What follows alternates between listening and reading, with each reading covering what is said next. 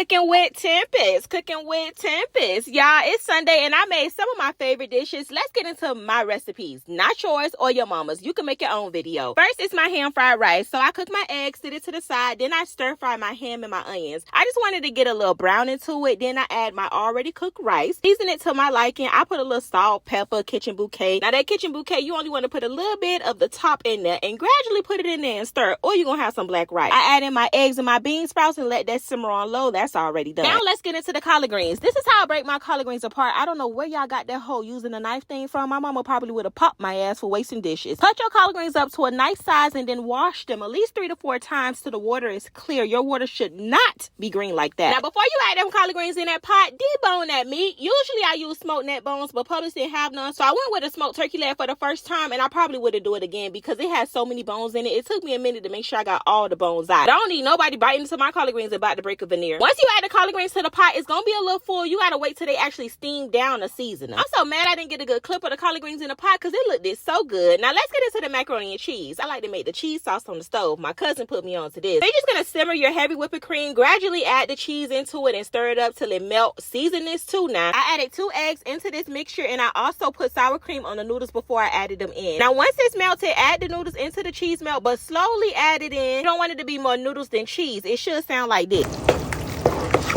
Go ahead and lay this in an already buttered pan. Put your cheese over it to your liking. I like my macaroni cheese real cheesy. And I sprinkle a little paprika. I think that's just the nigga in me because I don't think it do absolutely nothing. I'm pretty sure y'all know how to make cornbread and baked beans. And dinner is done, y'all. This is my go-to Sunday meal. I know I could cook these meals without a problem. Thanks for cooking with Tempest.